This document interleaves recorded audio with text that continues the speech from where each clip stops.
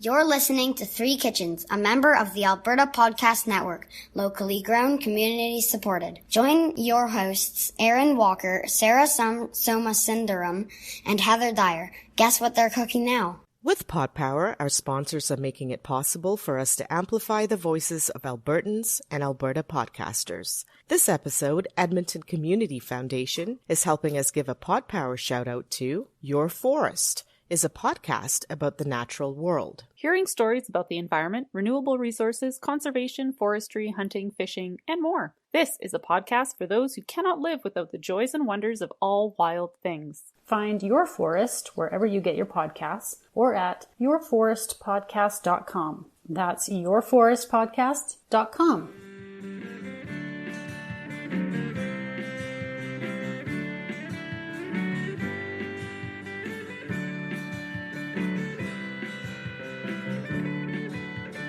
Hello, listeners. Welcome back to another episode of Three Kitchens podcast.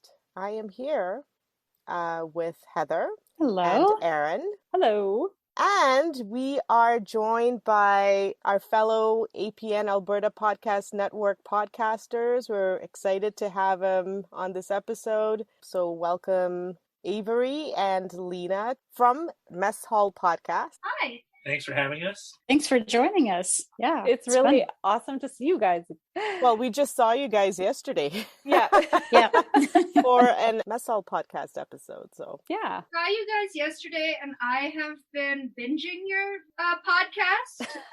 It's like Saturday, so I feel like we've spent a lot of time together. Right. Yeah. Like friends. Like, well, I'm glad you turned up then and didn't get sick of us and turned up today. I want to hear them all. You know, when you get into a new podcast and you want to hear them all, and you just like, I kind of want to listen to parts of it so that I can like experience them all and then go and listen to the whole things. I don't know if other people feel this way, like, because I don't listen necessarily to podcasts from beginning to end. I pick and choose one category and then go back and Yeah. Yeah, for sure. Awesome. Well, thank you. Thank you for listening. We've been listening to yours too. Yeah. You'd be like, hey, why is there this bump to like listening downloads of our old episodes? That might be us. Exactly. So did you So- want to give our listeners a synopsis of your podcast and what you do and where they can find you? So we do a food podcast, a little bit different than your guys's. Like, we don't usually do homemade cooking based around mostly packaged foods, stuff that we find in the store. Usually a lot of candy, chips, a lot of Kit Kats. Mm-hmm. junk food. Yeah, and sometimes we do savory foods as well. I think we have some ideas for savory foods coming up, I hope. Ooh. We have a lot of fun doing it, and sometimes we have guests on. So, like I said, you three were over yesterday, and we recorded an episode, so I'm looking forward to that. And Pie day. yeah, so and that's what it usually is. We take our own little spin on a theme. So with everybody here, we did Pie Day, and Pop-Tarts isn't usually a pie associated with pie, but we fit it into the podcast somehow. And that's basically what we do. And you can find our podcast anywhere. We have it on iTunes, Stitcher, Spotify, Our website. Yeah. Our website, messhallpodcast.com, which has not been updated in probably about a year or two. messhallpodcast.podbean.com. That's where you can find our latest episodes and a little bit about us as well. So nice. Excellent. Yeah, that Pie Day episode, all that's done is made me want to make all the pies. Yeah. Inspiring, right? I want to make a cherry pie. I want to make the lemon meringue pie we were talking about. Sweet potato pie, that tea was delicious. Well, I went home and I made sweet potato muffins, actually. There you go. I didn't Google homemade Pop-Tart recipes. Nope, that wasn't me. No. And then I was like, it's for the kids. Oh, it's not just the kids. you can make one giant Pop-Tart if you have a sheet pan big enough as well. So Oh. I've seen Don't tempt me. No. Again. Again. Good, but homemade ones, even better. Mm-hmm. For sure. Well, we think most homemade stuff is better, but that's not always the case. There's some things that can't be recreated at home for Mhm. sure. There have been a few tries with that on our podcast.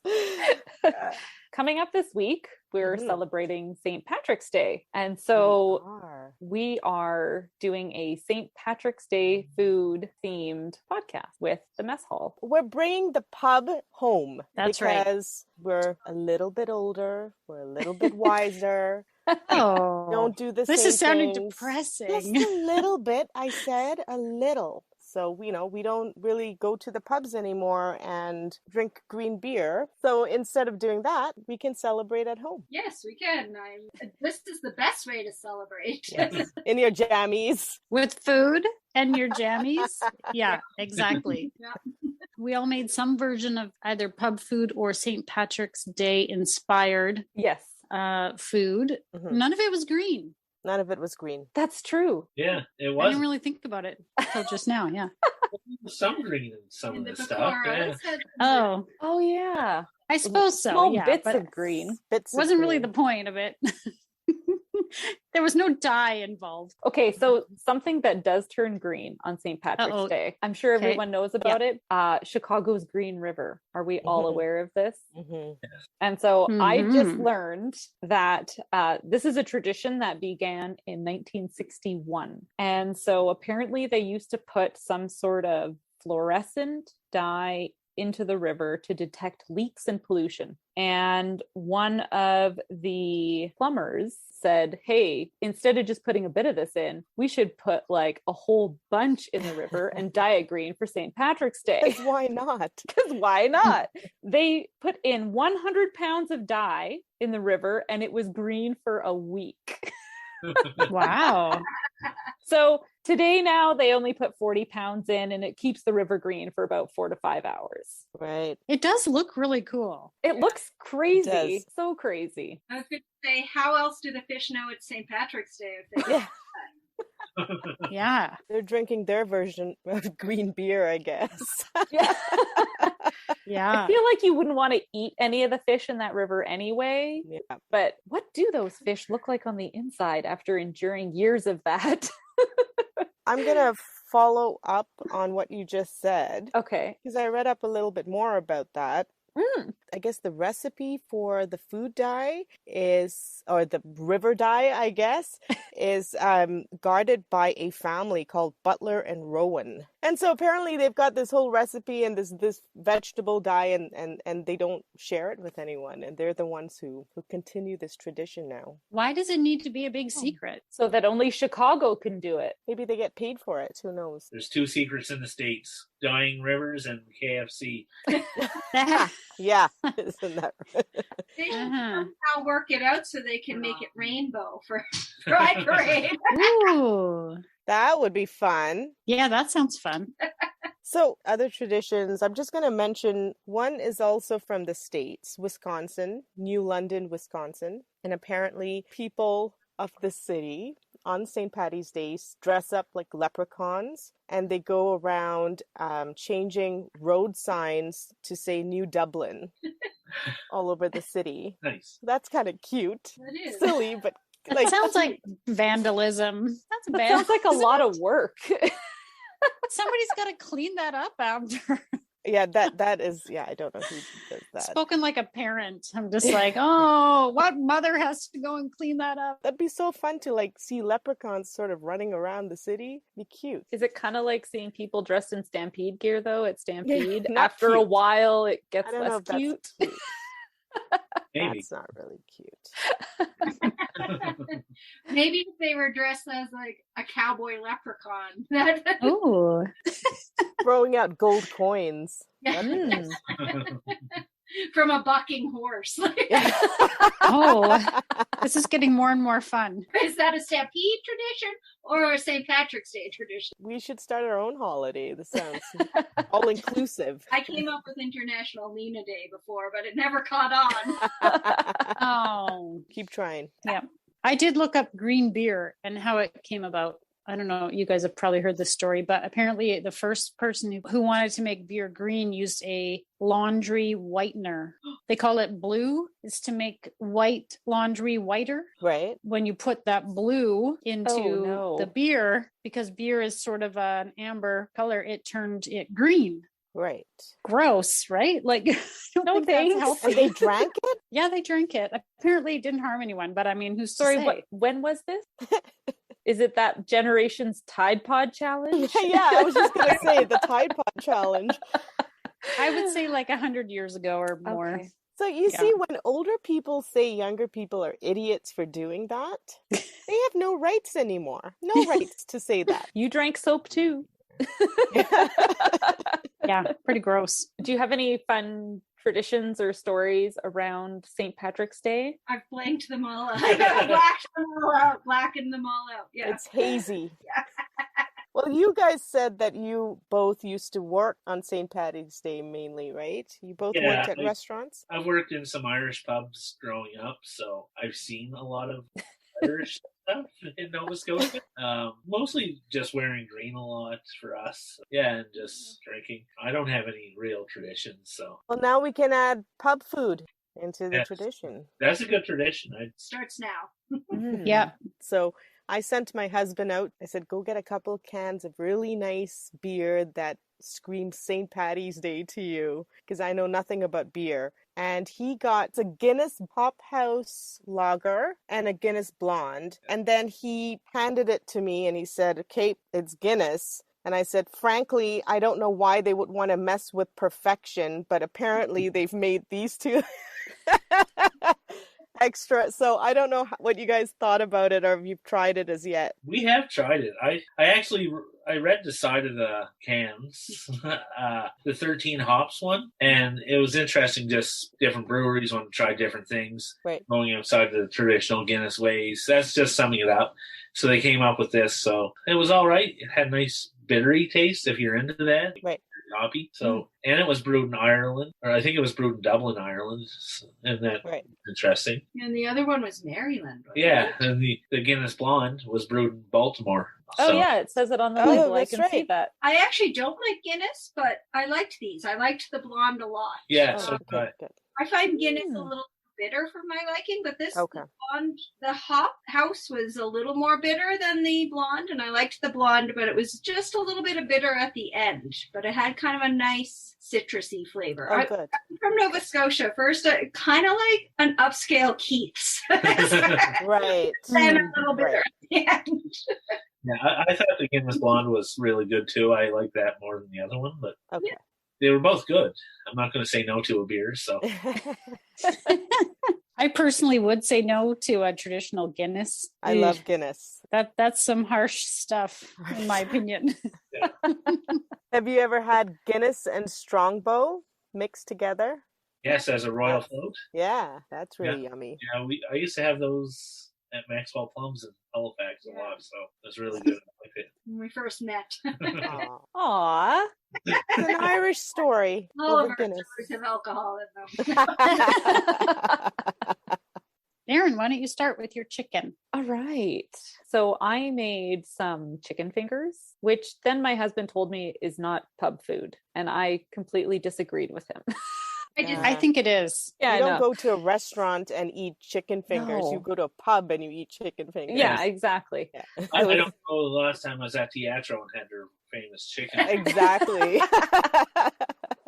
I guess he didn't spend a lot of time at pubs. Maybe that's all. But I think chicken fingers is pub food. Yeah. Yeah. So we had cooked with some marsala and it had this very sweet flavor to it. Mm. It was Serpone's Cremovo marsala that Heather picked up. Something like that. So I took chicken breasts, sliced them up, and marinated in the marsala. And then I made the breading that I make for a chicken parmesan.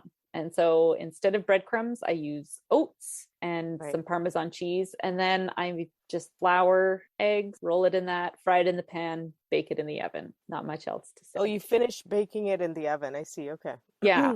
Yeah. Get the crisp on the outside. They crisp on the outside okay from that. I would say they're probably not as good the next day. So yeah. I thought they turned out awesome. We put them in the air fryer, so.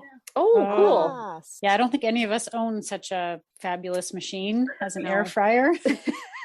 It sounds like you have all the gadgets. So we just got one a couple of months ago now, so we're still using it a lot because it's new, right? Well, Yeah. yeah. I love the Marsala flavor in that really chicken. yummy. How long did you marinate it? In the fridge for like a day, and then I popped it into the freezer, and so then I brought it out of the freezer and let it thaw in the Marsala, and then so it was in there for quite a long time, just because I was doing prep ahead of time. Right. Yeah, you could really taste it. I thought it was really yummy. Maybe that's where the sweetness was coming from that I was.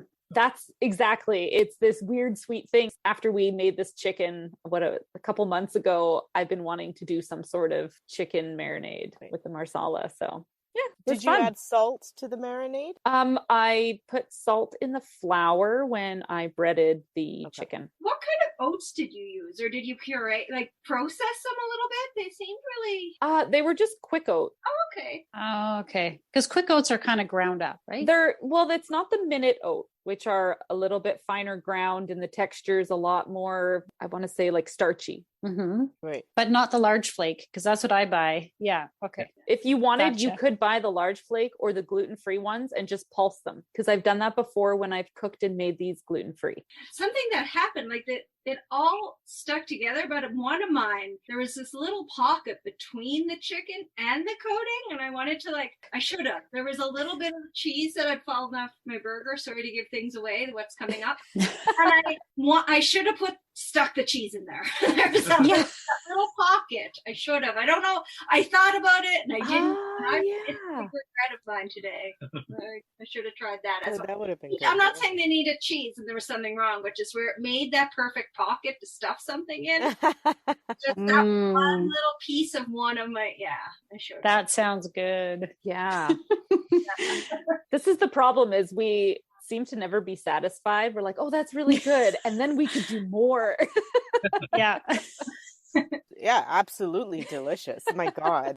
Yeah, I really missed all the food today when I was thinking about it, because I could have done round 2 today. It was so good. Yeah, I could definitely do more of those chicken fingers. I wrote this down about them. It's like a granola bar, but it's a chicken finger. It's the type of granola bar that I want to take on a hike. That coating was so good, and there was like I said, that little sweetness in there. And it seems like it's easy to make, right? If you can put that in the marinade and then just throw it in your freezer and then pull it out whenever you want to make some, that'll be fantastic. And I have a really good tip for breading things, which I feel like Avery and Lena, because they're experienced and know how to cook, are probably going to say, yes, that is the best way, is you have to keep a wet hand and a dry hand so that your fingers don't get sticky. I didn't learn that until somewhat recently, and it's changed my life, and I will bread things a lot more now because it doesn't goop up on your fingers. Yeah, I hate that feeling. Yeah, like awful. Yeah. And it's amazing because this makes so many chicken fingers and you're breading so much, and it's normally I would be at the sink washing my hands like 10 times to make all the chicken fingers, whereas if you keep your hands separate, you don't end up in that horribly goopy and under your nails so that's my tip on if you're breading stuff, if you don't already know it. I was excited when I finally did learn that. You also said something that a tip that should be done more often that I see that people don't do. But you said you season your flour, you put salt in flour. Some people don't do that, and it really bugs me. So I like to put a lot of stuff in my flour. No. Actually, I put salt, onion powder, garlic powder, and mustard powder in my flour, because I like to season it. And sometimes I put like paprika and cumin and chili pepper in it. And it makes a big difference. Yeah, I like it. For other things you're talking about? Oh, or yeah. For the chicken fingers? Oh, okay. Oh, well, anything. Yeah. Season your flour before when you're breading stuff. Yeah. Cool. Sarah, tell us about your burger. It was not I'm going to put it out there that it was not a slider. That was like a burger. No. A full size burger. Let's talk about this first. At ATB, we make banking work for you. With expert and practical advice in everyday banking and investment planning expertise and management services with ATB Wealth, you can be confident that you're making smart choices when it comes to your money. We have a history of doing what's right for our clients, especially when times are tough, because ATB was built to help Albertans. For more information, visit atb.com. Okay, I made a Korean burger. I made a Bulgogi Burger. So if you guys have had Korean barbecue, I just wanted all those flavors inside a burger. You didn't think it was slider? I did make them smaller. It was big. I think the bun was kind of small, but the patty was big. They were thick patties though, weren't they? So anyway, I got the recipe for the burger from Once Upon a Chef. The recipe is called Korean Style Beef Bulgogi Burger. And so I did everything that he said for the ingredients, which was soy sauce, sesame oil, brown sugar, red pepper flakes, ground ginger, ground garlic, and then 80-20 ground beef that I got from Master Meats. It was chuck beef and green onions. And then they said to put like a slice of white bread to cut it up and to soak it and to put it into the mix. I didn't do that. I went for a 1/4 cup of panko crumbs and I doubled this recipe. So 1/4 cup for double of this recipe because I have a lot of frozen burger patties in my freezer now. You can come over here and we'll enjoy them. If you don't have enough freezer space, we can all help you out. So traditionally, I would have wanted to use a slider bun, which I'm very used to buying, I guess, over the summer. But apparently, these grocery stores don't sell them outside of the summer. So that's why I shaped them the size that I shaped them. I was trying to get these slider buns, but I couldn't find any. So I got dinner rolls. And then cut them in half. So they were a little kind of short and well, you could have just made your own bun. And I know, like funny. What the heck? Okay, right. So then I actually considered making green buns because I like making weird. But then my week was not working out for me. Onion and kimchi, I fried it up. Okay. And I sort of pressed the burger into it as I was cooking it. Okay, so I didn't do this on a grill. I did this on a griddle on my barbecue. And I pressed it, and make sure your griddle is not too hot because otherwise the onions will burn. And then I flipped it over and I put, sorry guys, I know there are two schools of thoughts on cheese with burgers. Some people like the good cheese. I love Kraft cheese on a burger. I just think the best burgers have Kraft cheese on it. Threw that on, and then I made a gochujang butter. So I took some gochujang paste and I mixed it in with the butter, and then I put that on the buns and put that all together, and that's what you guys ate. Wow. So again, I put these in the air fryer, but what I did was I took the cheese off before I did it. Right. And layer of onions act like almost like a perfect way to get that cheese off, and it was so good. We added the cheese after. Right. But then I wrote down on my notes here green onions, and I didn't want to ruin your burger like everybody else did, so that was part of the green for St. Patrick's. There. Well, so good stuff. Yes. It was in there. The Irish was in there.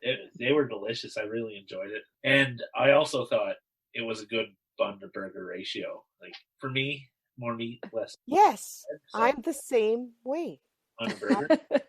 Sometimes you just get burgers and there's so much bun that it just encompasses like the whole burger and bread. So it was making the burger stand out more than the bun. So I liked it. It was so beefy. Like, I know that's a ridiculous thing to say about a beef burger. Like, it had such a delicious beef flavor. Like all the other stuff didn't take from the beef as well. It just all complemented it. Like the onions and beef. Like, yeah, I do know that's a ridiculous thing to say about something that is beef, but the burger really like crisped through that it came out, if that makes sense what I'm saying. I think it does, because sometimes you go to a restaurant and order a different burger, and then all you taste are the things they add into the meat and not the meat itself. I 100% agree. But it complemented it. It didn't take from the beefiness.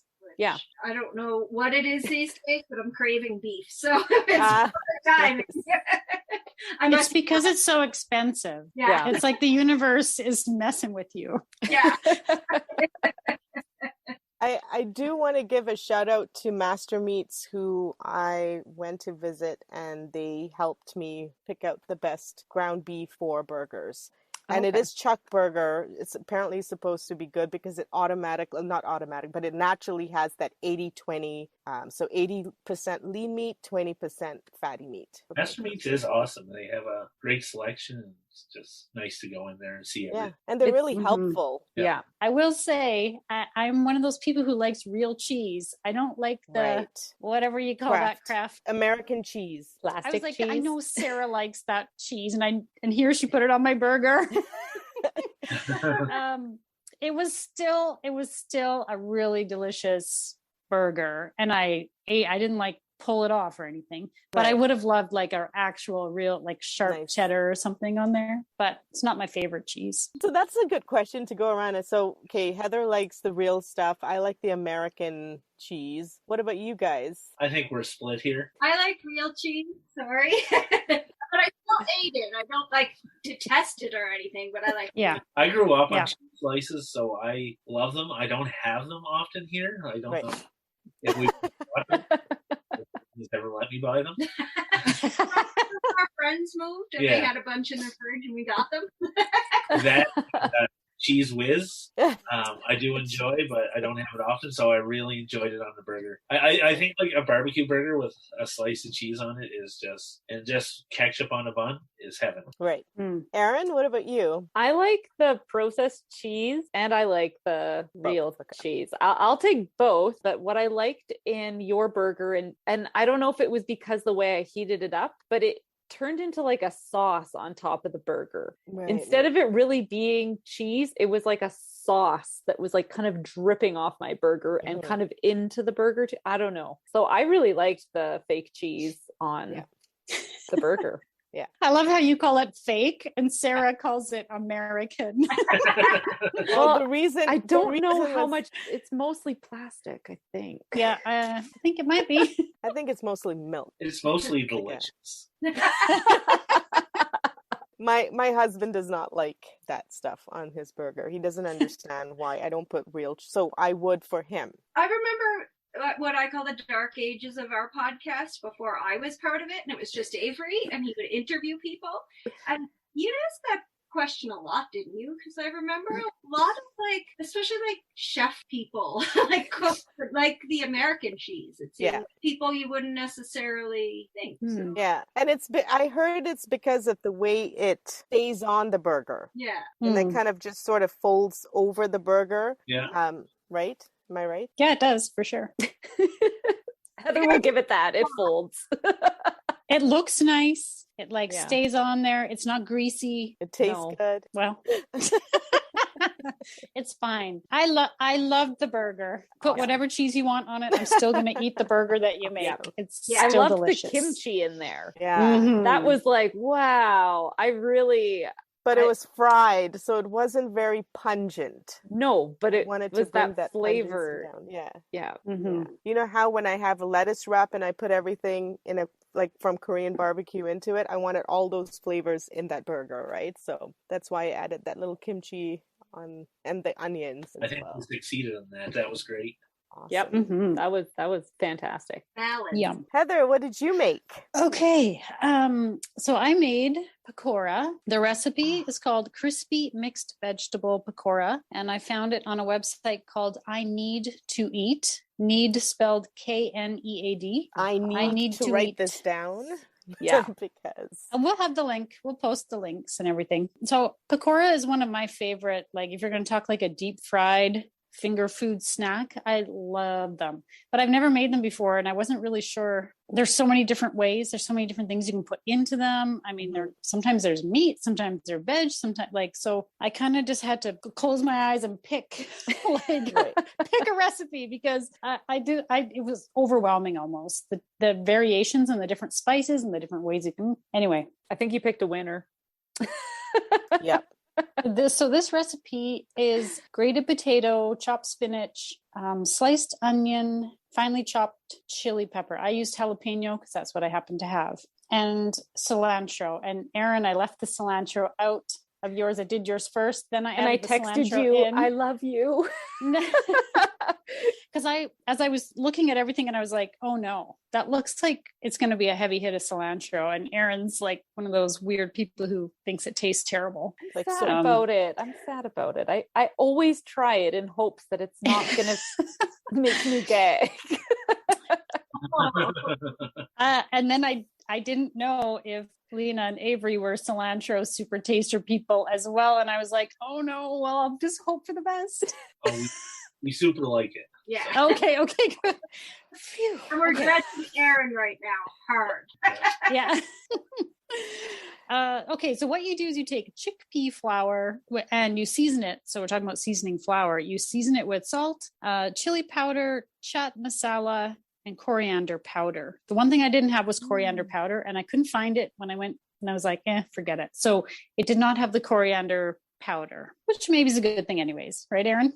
Oh, actually, I do like coriander powder. I can eat coriander. Yeah, it's just the leaf. Just not the fresh stuff? Okay. Yeah. Okay. So you mix that with just enough water. You kind of have to feel it out. You're getting it almost like a paste. They call it, in the recipe, they call it a batter, but you don't want it too thin or it's not going to actually, because vegetables have moisture, right? And once you put you have this big bowl of veggies, of potato and onion and spinach and whatever, and you put that in there and to this little bit of what looks kind of like a paste, I was like, oh no, is this even how does this work? It's not really a batter. Oh, so interesting. I used my hands and I just like kept mixing and mixing and mixing until it kind of like, because the vegetables have moisture, it kind of spreads it around a bit. It was a bit of an experiment at first because I thought this doesn't look like, I don't know how this is going to go, but it works. So then you're just taking like maybe 2 spoons, and do like get a little scoop, put it in your deep fry oil, and somehow it holds together, and just kind of flip it over and then pull it out. It's super quick. You just can't do a whole bunch at once because they'll stick together. Right. So it's a lot of time standing over the pot. Yeah. And did you use coconut oil to fry it? I did. You could taste that, right? Such a good... Okay, are we even going into opinion? Because you have to talk about your chutney sauce. I'm thinking more about frying in coconut oil, though.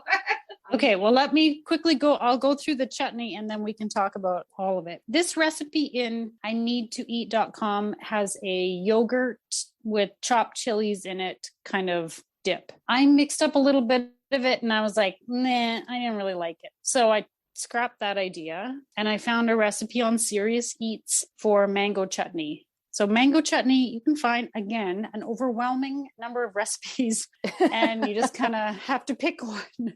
And so I actually picked one that kind of went with what I happen to have because there's some variety and stuff. I had all the ingredients, so that's what I went with, which is red pepper flakes, onion, ginger, garlic, mango, sugar, white vinegar, garam masala. Am I saying that right? Or is it garam masala? Garam masala, salt, and mustard seeds, and raisins. And I knew that Sarah was not a fan. She got me back with the raisins.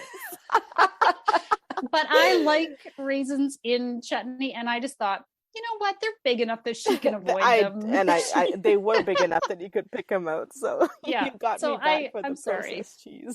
No, I didn't know. I didn't know. Heather likes me more. That's why she took out the cilantro. She doesn't like. No, I just didn't think you'd be able to pick it out. Whereas the raisins could be picked out. You can't pick it out. That was the only thing. True. So there you go. Okay, that was so amazing, Heather. I have to make it again, but I have one question. Do you think that you could make this in an air fryer or no way? I've never used an air fryer. I have no idea. Okay, what about you guys, Lena and Avery? You can... They wouldn't have been the same. Okay. I loved the deep fry flavor. So good. Which balanced with vegetables, right? Like refreshing. So an air fryer it wouldn't have that flavor. Right. Okay. Yeah. It needs the oil flavor. And I didn't realize it was coconut oil, but it needed it. But they were good reheated in the air fryer. Yeah. Oh, right. Okay. Now, I don't know, Sarah. I wrote down chutney. My thing just goes raisins and a big exclamation mark because I loved them. And I was like, I want to say like mincemeat, like pie, you know, the filling, and it has like green on it. I don't know. I loved it. I loved the chutney with it. We had a little bit of chutney left after them, and I just ate it by the spoonful. So good, yeah. Yes. Delicious. They're just like, because I felt like deep fried, but then I'm like, oh, there's vegetables. Like it's all balanced again. Yeah. That word. Yeah. Abe? I thought they were like really nice, light and fluffy, which was really good. And then I'm not a huge fan of mango, so I wrote down it's finally a way that I can tolerate mango with the chutney. And it's not that the chutney was bad. I just don't like mango that much, but I had like mostly the raisins, and the flavor in there was really good. So it was amazing, yeah. So good. I couldn't believe how fast they disappeared. Like just you yourself. It all went into the fridge, and I told everyone, don't touch that, it's work food. And I think I started heating everything up at 10:30 this morning because I was just so damn excited for lunch. So I just started snacking on it through the day, and like I heated up a few and then ate them, and then I heated up a few more and then I ate them, and then they were gone, and I was really sad. But I loved that mango chutney with the flavors in there. I don't know, everything all together was just, thank you so much for leaving the cilantro out. I probably would have suffered through a couple. Maybe I can turn it off or turn the gene off. It hasn't worked yet, but I'll still always try. Although I choose not to if I don't have to. But so it was really, really. I don't think that you need the cilantro in there. I love cilantro in anything. So I was like, yeah, I'm going to put that in. But I think it's just as good without the cilantro, if that's not your thing, right? I think also you could make it with peach, since you're not a fan of mango. You're right about the chutney. I think it could be anything. It's like kind of like sweet. A salsa. Yeah, right? like a salsa, yeah. Although you got Avery to eat mango and spinach, which I've been trying most of my marriage. Nice. Well, you couldn't really, I bet if you tried, you couldn't really pick the spinach. Like you couldn't say there's spinach in there. It was like, it kind of disappears into it, right? But you could taste the coconut, which is what I love, because it was so subtle, but it was there. I loved that. That was like, oh, coconut oil. I should go get some coconut oil. Yeah. You know what I like? I kind of discovered this recently when I did cannoli, because it was like, oh, I'm going to be deep frying all these pastries. And I hate that smell. And I have a gas stove and it ends up being kind of smoky. And like, I always find it really hard to keep the temperature right. But I had a big tub of the coconut oil that I bought at Superstore, like the giant organic tub, because it was on sale. And I was like, oh, I'll grab that. And I found it was less smelly and easier to maintain the temperature in my pot on my stove. Okay. Like it just seemed to work. So I thought, I'm just going to do that again and hope it tastes okay with pakora the way it did with the cannoli. It seemed to work. So I think that'll be my deep fry oil of choice. And so was this easy to make then? Yeah. Okay. Oh, and also I doubled the recipe. It said something like 8 servings. And I was like, if that's like 1 each, like, 2 each or something. No, that's not enough. Yeah. I did make one comment though. Lena makes the chicken with the mango chutney, and I told her this was wrong because it's 2 different dishes, and she's been both podcasts forever. Oh, so smart. Let's go down the chicken too. It was. I ate it with the chicken. I had the 3 together, the chicken and the pakora and the chutney all together. Yeah. And I had a leftover plant-based burger from my weekend, and I put the chutney on that as well, and it was delicious. Put it on everything. Yeah. Yeah. It was very good. Okay, and then, so all these savory foods, and then for dessert. Yes. So you guys made stuff from scratch. We stuck with our kind of like mess hall brand of packaged food. Right. Stuck with that. We thought about it, but we're like, because we did pie day, we made whoopie pie inspired, we'll say, because we cooked the cake in the cake pop maker, which is new for us to have. So I made a chocolate fudge Duncan Hines cake, and instead of the water and eggs, because we don't bake with eggs here too much, Okay. replaced it with Guinness. So I still put the oil in and the Guinness. Oh, cool. Yeah, because I've used soda water in a cake mix before. Right. It helps instead of the egg, or like it helps with the egg. So I'm playing around with that, and I thought Guinness might do the same thing. And I just eyeballed how much I thought. I think I used half a can, just like cake batter like. Right. And then we actually had leftover frosting from one of our podcasts. So just a white frosting. That's what I think it was called, white frosting. I put it for white. And I'm like, I'm going for it. We mixed Bailey's. Nice. And I'm like, if I cut this cake pop, it's going to crumble. So Avery, you want to tell me how your idea, or you can contribute? Yeah, so I thought if I put the frosting into my meat injector and then just injected the cake balls. Yeah, that's what we did. We used a meat injector just to inject it like a donut almost. Yeah. So That's so cool. So now I was afraid of it not working out, so we made half cake pops and I made whoopie pies just in the oven in case it didn't work in the cake pop or in case the oven didn't work out. So we only had one fresh, like filled right from the cake pop maker, and I forgot to save some to try like the next day. And then I was like, so yeah, you guys will have to tell me if they got hard or just fell apart or whatever, because I worried about that. They were so good. So good. Good. What a genius idea. Yeah. I want to know how a cake pop maker works. Is it like an oven? No, it's like a sandwich maker almost? Like a Jordan Mormon grill almost? I see. Like a waffle donut maker kind of. Yeah. Okay. Oh. All half circles, and I scooped the cake mix in and then put the lid on, and then... Oh, okay. Oh, cool. That's... I want one now. Yeah. I really want one. How do you not make cake pops every single day? Like, I would be making every kind I could think of. Well, I've started doing TikTok videos because, that's what every 40-year-old is doing.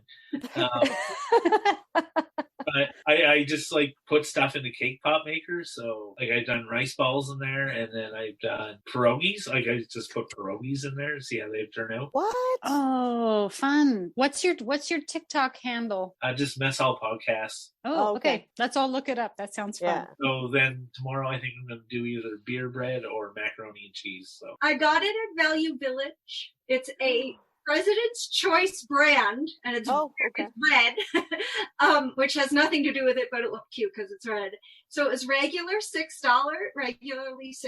but I had a 50% off coupon, so it cost $3. So what? It was an investment dollars. Yeah. There were a lot of secondhand ones, so you might okay. use it a lot. But just so you know, if you want one, look secondhand. Who would give that up? Somebody who knew they had to. New Year's Day resolutions. New Year's Day resolutions that don't work out. We had cornbread in it one time as well. So Ooh. cornbread balls, they were delicious. Oh, I bet. And I think summer will use it more because you don't have to turn on the oven. So yeah, the dessert was so good. Really chocolatey. I totally tasted the Baileys. I'm not sure I tasted the Guinness. But Oh, I did. I really noticed it. But it was so good. And maybe because it's that strong flavor that I don't like to drink in a glass, but I have now found the way that I like Guinness. Put it in chocolate cake. Oh my God, it was so good. So good. Yeah. so yummy. Recipes out there for Guinness cake, so you can make it from scratch. That is doable. We just wanted to do it a mess hall way. Mess hall way, yeah. But so smart too. So what a smart. smart way to elevate or switch up a box of cake mix, right? Mm-hmm. And you don't need to do anyone. it from scratch. Oh, I made this and I substituted this into my recipe. That's all you have to say. It sounds seamless. I'm just curious about the eggs and Guinness substitution. So what does that do? I'm not a baker, so I don't know these things. It's really hard to substitute eggs in a lot of baked goods. And it's something I really try to do because of allergies here. Even though I wasn't baking for my son this time, but I know that the soda water, there's carbonation in it, and the bubbles will kind of help. What's the word I'm looking for? Levitate? Levitate? Levitate. Yeah, levitate. It's not floating above things. It was close. That's what the Guinness. You're cooking with something other than Guinness if you're levitating. So I just thought Guinness might do the same. I think that's brilliant. Kind of dry with this soda water, so I kept the oil in this Mhm. time to see if that would make a difference, and I think it did, because I made a vanilla cake with soda water a couple of weeks ago, and it just kind of, although it tasted good, it kind of crumbled. Or I made cupcakes and they kind of crumbled, so it's something I'm playing around with. Right. I got the recipe first to add a whole can of pop to a cake mix, and that was just way too sweet. Mm-hmm. Yeah. So I tried soda water and now Guinness. We'll see what other carbonated a kombucha cake at some point. We'll see. Who knows? So good. It was so good. Yeah, I really liked the taste of the Guinness with the chocolate because it reminded me of dark chocolate, because dark chocolate's got that bitter little bit of undertone with the chocolate. Right. And so it just, I don't know, for me, it just made that chocolate chocolatier tasting, if that makes sense. I really liked that. And then it all held together well for me because it stayed in the fridge overnight and stuff. I wouldn't have known that you hadn't have used all the stuff you would use in a cake mix. It wasn't crumbly or anything. Yeah, no, I think that was good. Yeah. And when you had it all together, yeah, I just think it worked so well. There's So a reason good. there you can find recipes for a Guinness cake with Bailey's icing. It's because the combination is so good. Yeah, so tasty. I love And that. so It's Irish. perfect. Yeah. The only thing I should have made the icing green. Didn't take away from it. It was No. still great for St. Patty's Day. and that'd be easy. You could just Awesome. add in some green dye, and it would totally Or laundry soap. or laundry soap. That's in my mind now.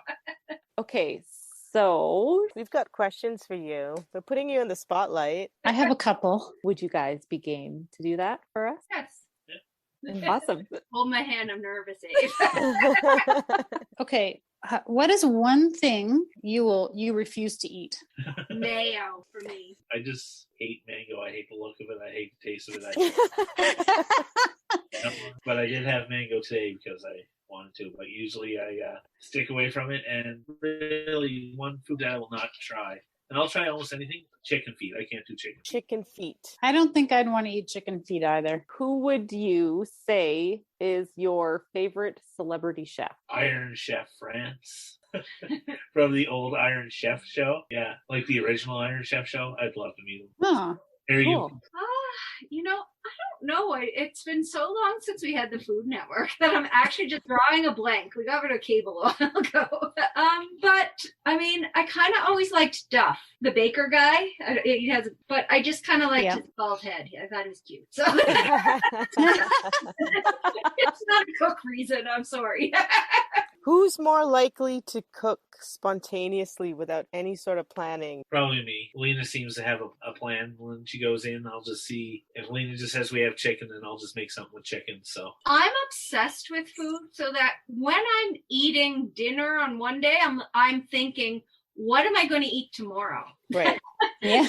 I'm already thinking, I'm eating lunch and thinking what I'm going to cook for, and I'm very driven by what my craving is. So I have, what am I craving? I can't plan too much in advance, but usually a day I'm like, I think I'll feel like chicken, and then I'll pull that out and go from there. So, and I don't know what Avery does. Avery and planning are not two words that come together in a sentence for anything. So. Okay, what about a final meal? This could be you're on death row. This could be, I don't know. I don't want to presume how you end up choosing your final meal, but probably I've killed Avery in a fit of Again, I go with what my craving is. So it's hard to say, because what would I be craving then? Right. And I want to say it would be something really deep fried, because often I'm put off by deep frying because I feel really bad and gross afterwards. I'm going to die anyway. Yeah. I'm not going to feel I'm not going to be even oh, my stomach's upset as I'm being electrocuted. Right. That's the least of your worries. I may as well not have to deal with having that greasy feeling if I'm going to die anyway. Right. Yeah. Probably Korean fried chicken is what I'd say today. Oh yeah. I have put some this because I've thought about it a lot. I've been asked before. But my mom's homemade spaghetti, but she has to cook it the day before, so I can have the leftovers the next day with it, the sauce sitting in with the spaghetti, and then fried in the frying pan. Oh. And white bread with it as well. So yeah, because we often have the whole week now. So we're yeah, that's so funny because you both are trained chefs, and that sounds like you just want your mom's home cooked memory. Yeah, not the fancy stuff. The fancy stuff. I don't know. We went through that, and now but we don't eat actually so much processed food, even though that's what our podcast is. Don't tell our listeners. I think but homemade food, we're home chefs now. Yeah. Mm-hmm. Comfort food. Yeah. All right, because we just did the episode on Pie Day. If you're going to go for a dessert, is it pie or is it cake? I'm very in the moment craving. I crave everything. I think cake. No, pie. I don't know. I have a little piece of both. That is what I want. A little bit of both. Okay. I think that's fair. How I like to eat. I'm going pie unless it's ice cream cake. Ooh. Very specific. Thought about this a lot. I feel like okay, so tomorrow comes and you can only pick food from one country that you have to eat for the rest of your life. Which country is it going to be? What cuisine is it going to be? Probably Italy. I'm going to say, and it's going to sound, I don't know, but I'm going to say Canada because Canadian food is such a melding pot of other cultures. That's cheating. That's cheating. I can't believe you. See? Because I like everything from a clubhouse sandwich to like pasta or ginger beef, which is very Canadian. Mm-hmm. But I'm gonna go with Canadian food. That is such a. I should have made. Okay, next time I ask that question, I'm gonna say, "Don't say Canadian." What's funny on St. Patrick's Day though, I left and I'm like Italy, and I left, and then I'm like, oh, they don't eat a lot of potatoes, and potato is my favorite food. And I'm like, then is it Irish food? I know if I don't eat one food, I'd choose potatoes, but. Oh, wow. Interesting. Well, you should have picked Canadian because they have Italian and they have potatoes. Darn it. We're all hungry again, and it's bedtime. Well, I think this wraps us up. That was really fun. Thanks for having us. It was a blast. I feel like I'm talking to friends. You guys are so. You absolutely are. That's why. When I talk about food. So you're welcome to join us anytime. Come back. Yeah. We'll take you up on that one. Yeah. When do 4 weeks? Do you want to tell the listeners when your new episodes come out usually? Every 2 weeks, the Marsala podcast comes out. So the next time will be on the 16th of March, and then I think it's 2 weeks after that. Yeah. What's that, the 30th of March? So I have no idea what we're having coming up, but after Pie Day. Yeah, well, we have Pie Day coming out with you ladies on the 16th. I have no idea because I don't plan anything. That's right. Maybe you should field this one, Lena. Like breakfast pastries, we have snack cakes coming up, maybe Oreo stuff. Nice. So a bunch of stuff. Ooh, Oreo stuff. Yeah, Oreo. I love Oreos. Fantastic. Thanks, guys. This was so much fun. Thank you. And I'm just hungrier now in the end. Yeah. I'm going to go get a cake pop maker, and we're going to make those cake pops. Right. Village. Yeah. It's a business expense, Heather. Absolutely. And now for the fine print. We at Three Kitchens gratefully acknowledge we are telling these stories in the traditional territories of the Treaty 7 Nations in southern Alberta and the Métis Nation of Alberta, Region 3. We honor the rich tradition of oral storytellers on this land who have come before us. You can find pictures and recipe links on Instagram and Facebook at Three Kitchens Podcast. If you like and subscribe on your podcast player, that helps more people find us. Check out the Mess Hall Podcast.